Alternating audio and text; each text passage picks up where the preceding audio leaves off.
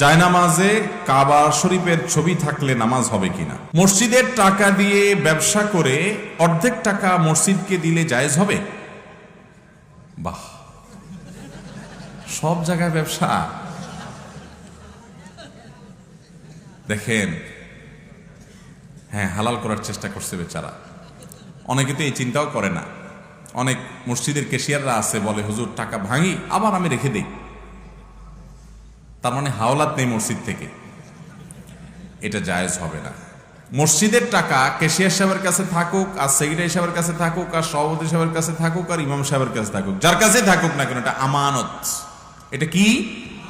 আর আমানতের টাকা, এটা তিনি নিজে হাওলাত নিতেও পারবেন না, কাউকে দিতেও, ব্যবসায় খাটাতে পারবেন না।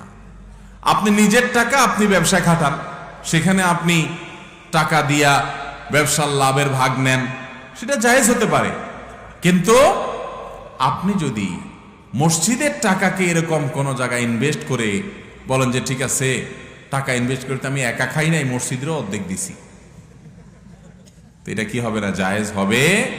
এই টাকা খরচ করা আপনার অধিকারে নাই, এটা আপনার নিজের টাকা না, এই টাকা তো আপনার কাছে আমানত, আল্লাহর ঘরের টাকা। অতএব এটা আপনি রেখে দিতে হবে, শুধু খরচ করবেন আর রেখে দিবেন। আপনি চাইলেও এটা হাওলাত দিতে বা নিজে হাওলাত নিতে বা কোনো ব্যবসায় খাটাতে পারবেন।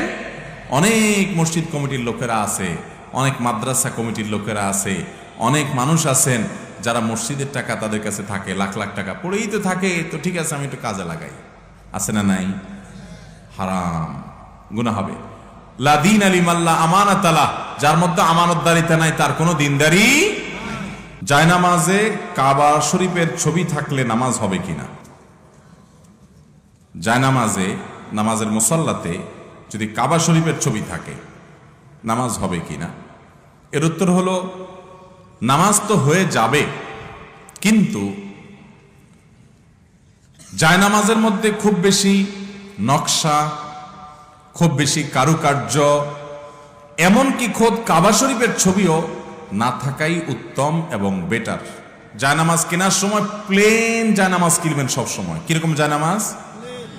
প্লেন জায়নামাজ, মানে যেখানে কোনো কারুকার্য নাই, এক কালারের। এটাতে কি হবে জানেন? এটাতে নামাজে মনোযোগ থাকবে। নামাজে কি থাকবে? আর যখন কারুকার্য থাকবে তখন আপনি দেখবেন আরে কি সুন্দর ফুল, কি সুন্দর লতা পাতা, এগুলোর দিকে মন যাবে। নবী করিম সাল্লাল্লাহু আলাইহি ওয়াসাল্লামকে একবার একটা কাপড়ের টুকরা দিছে নামাজ পড়ার জন্য।